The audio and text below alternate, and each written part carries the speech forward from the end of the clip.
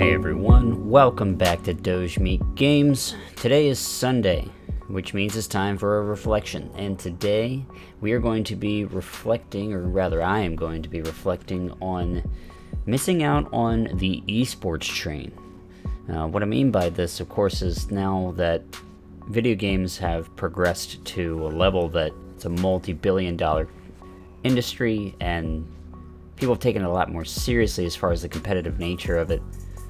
How many of us kind of in the early days of when gaming started might have missed an opportunity? So speaking of myself, I was just thinking about a lot of this lately, and what you're watching is some gameplay of League of Legends Wild Rift, because nowadays I really only play two esports titles, Apex and this, off and on.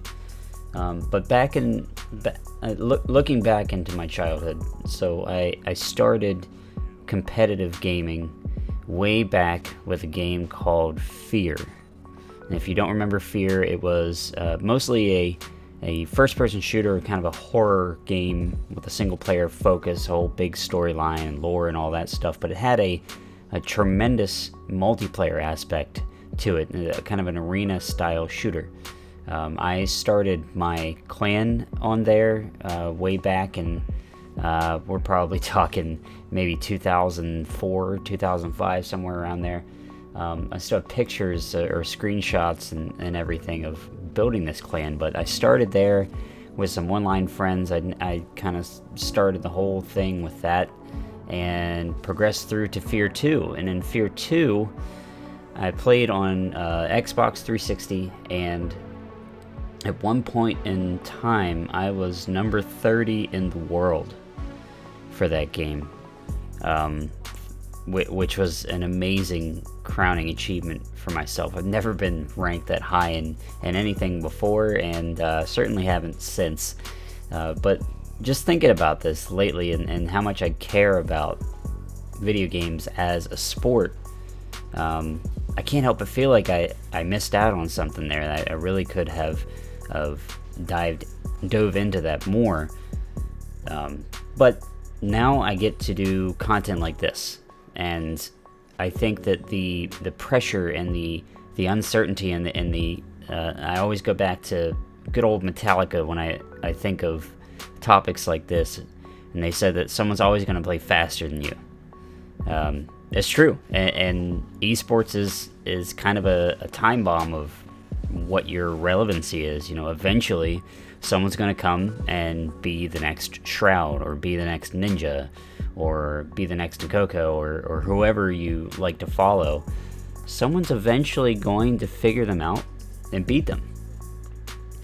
But then you have content like this, and this is kind of forever. There's always a need for educational stuff, for opinions, for, you know, kind of the getting the word out there on new games, or getting the message out on what's okay and what's not okay in our beloved industry.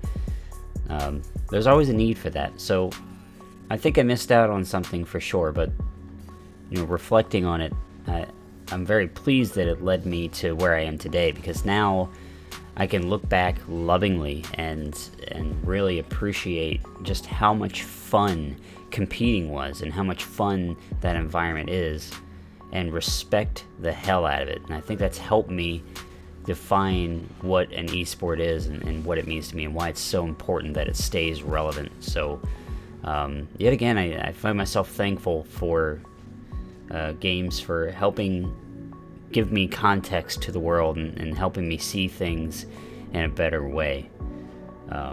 So if you're pushing for a competitive nature, if you're trying to get into an esport, don't stop.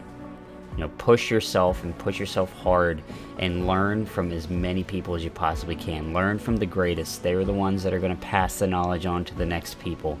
Learn from them, and don't stop pushing. If that's your passion, that's your calling, go for it. If you want to do something like this, there's nothing stopping you. Pick up a camera, pick up a software, and start. So that's my reflection for the week. Thank you very much for listening. If you haven't subbed yet, please do so, and hit the like button. We'll see you next time. Take care.